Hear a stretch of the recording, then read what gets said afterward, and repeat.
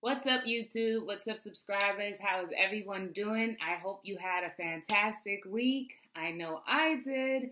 And it's been a couple of days since I actually got my last video out to you. But today is Sunday, July the 15th. And I wanted to start the week off right at the top of the week, getting my first video out. Today we're going to be talking about political correctness and how we need to replace that with political incorrectness. But before we go into that, I had a wonderful time. On Thursday, I was on Talib Starks. Talib, T-A-L-E-E-B, Starks, like John Starks. I was on his show in New York City.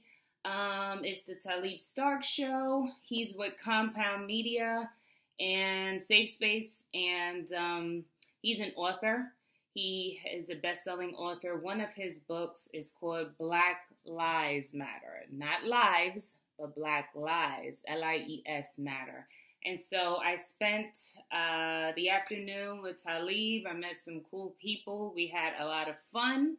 And I would definitely be doing it again. That was my second time with Talib. The first time I actually did a Skype video with him.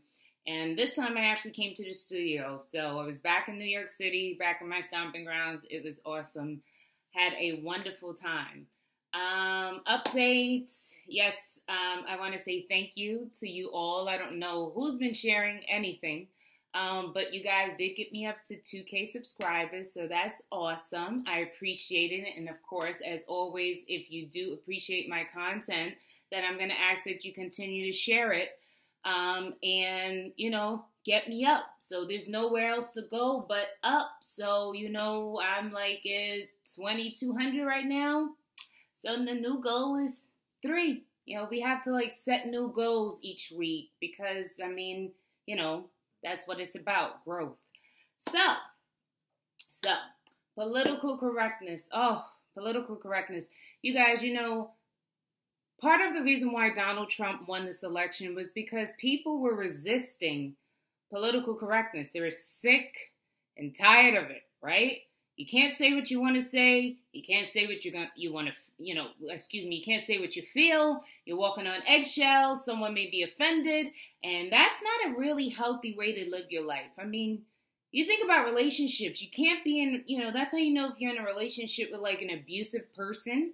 If you can't be the person you want to be, if you can't express yourself in the way that you want to express yourself because you have to walk on eggshells because God forbid, if you step on that shell, God forbid what's going to happen. So anyhow, political correctness, I know you've heard the term before, but it is defined as a term used to refer to language that seems intended to give the least amount of offense, especially when describing groups identified by external markers such as race, gender, culture, or sexual orientation. The concept has been discussed, disputed, criticized, and by commentators from across the political spectrum. The term has often been used derisively to ridicule the notion that altering language usage can change the public's perceptions and beliefs as well as influence outcomes.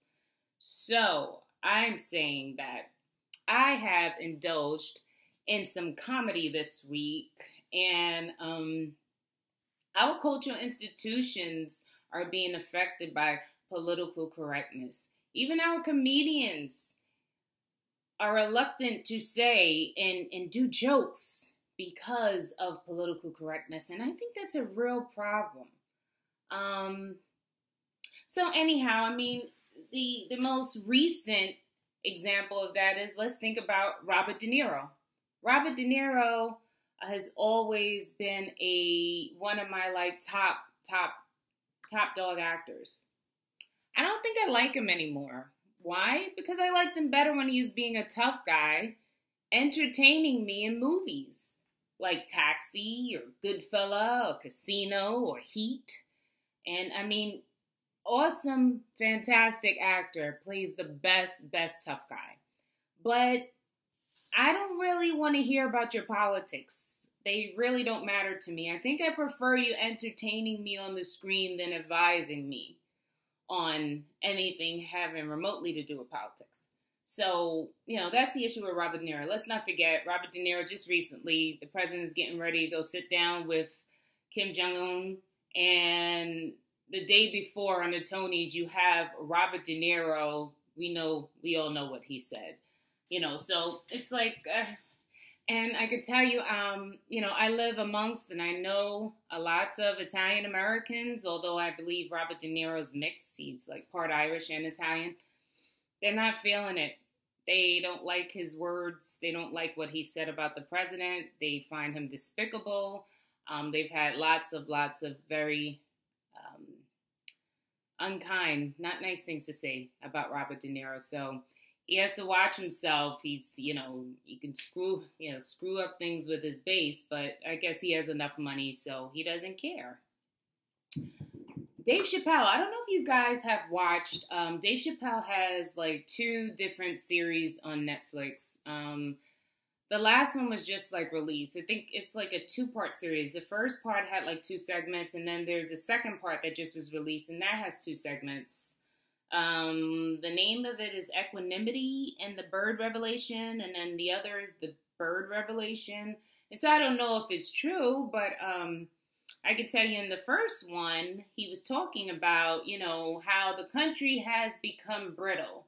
And it was his way, basically, I'm just going to summarize this, it's his way of talking about snowflakes. He didn't use that term, but it's the wording that he used to describe about, people being so easily offended for things. And how someone wrote him a letter, apparently, complaining to his agent, kind of in protest against him for some of the comedy that he did. And so it's like, it's just that we are treading on strange territories here when even comedians can't say what they want to say. You got to think about the kind of comedy that we were privy to prior to all this political correctness. Like, if you ever watch like Living Color, gosh, you think about the segments and the things that they said, you're like, whoa, that just, in today's age, in this political culture, in this climate,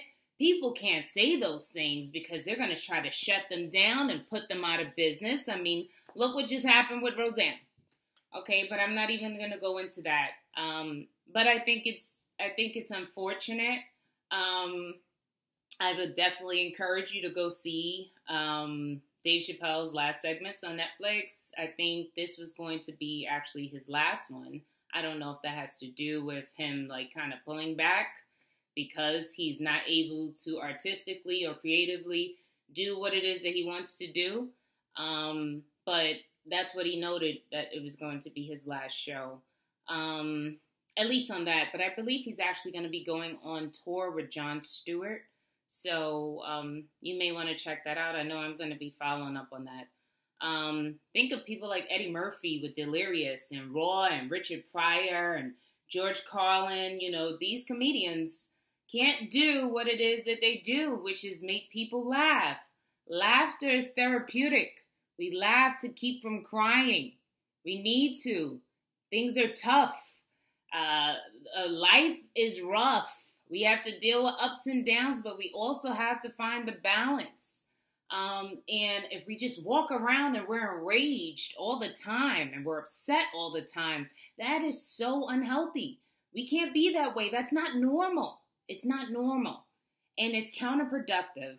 So, I mean, political correctness is affecting our cultural institutions, entertainment. Okay. Let me give you a recent example. So I like Broadway shows, and recently I seen Summer. Summer is for Donna Summer.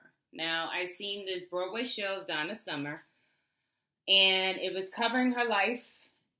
What was really unique about it was that they covered Donna Summer as a young girl in her prime and as a seasoned woman. Beautiful, beautiful vocalists all portrayed her extremely well. They sounded fantastic. People were singing and dancing like all night long. The story was a little sad because if you If you did see it, if you didn't see it, it talks about Donna. Like I said, it covers Donna Summer's life. It seemed to imply that she was perhaps molested when she was younger by someone in her church. She found out later on that her manager was giving her a crappy deal as far as with her contract, and she ended up finding out and suing him. He ended up getting sick and dying of cancer. She felt responsible for it. She was suicidal. So you went through all these different emotions with it. But what I couldn't get my head around, and really was like, really, after, I enjoyed all this stuff going on, but there was a bunch of virtue signaling going on. Lots of virtue signaling going on.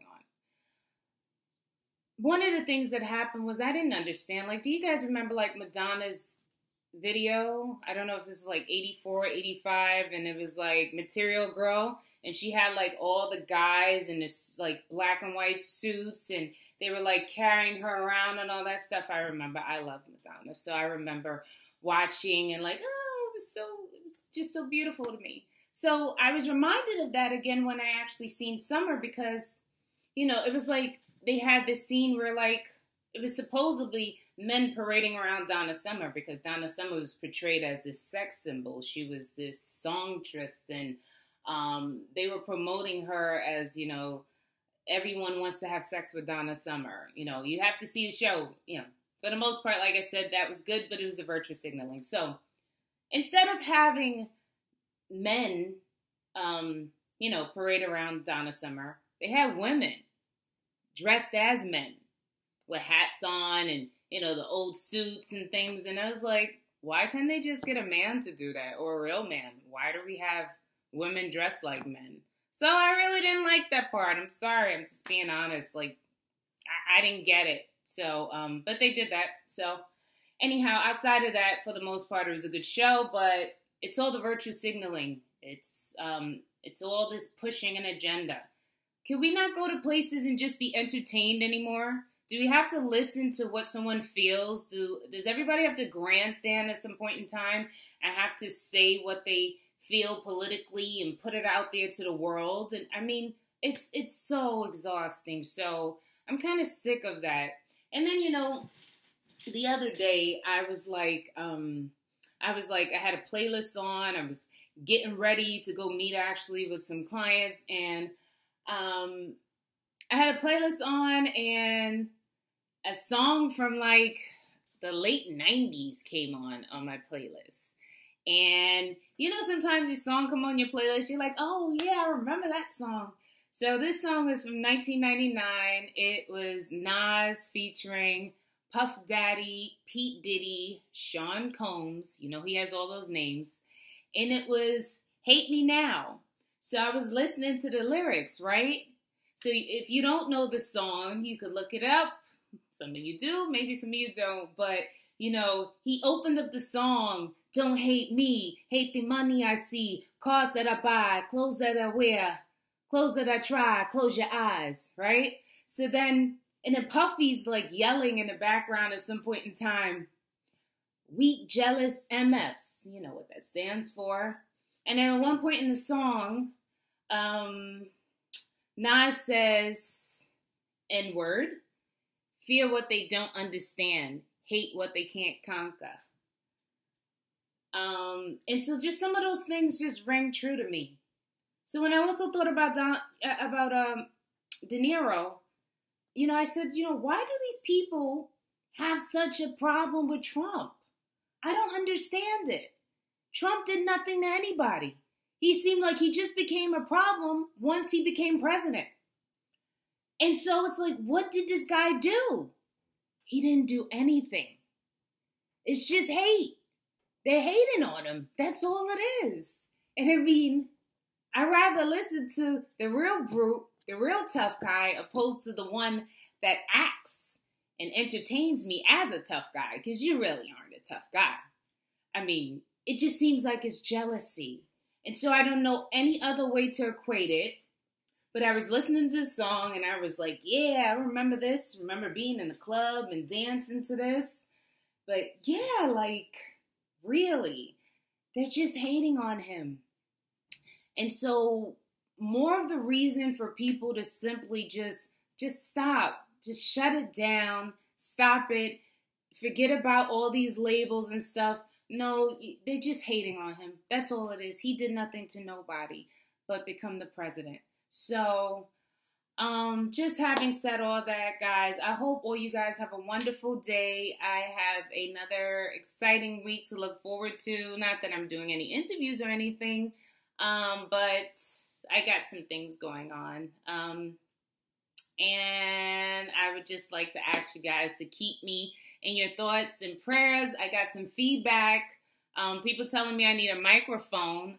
I said, okay, maybe I will do some upgrades or make some investments in that if I deem it to be necessary. Right now I'm only at 2K subscribers, so I hope you can hear me. But even if I have to, at the bare minimum, I could get one of those microphones that sit up on your desk and is in your face. But I definitely take heed to that stuff. So outside of that, I hope everyone is well.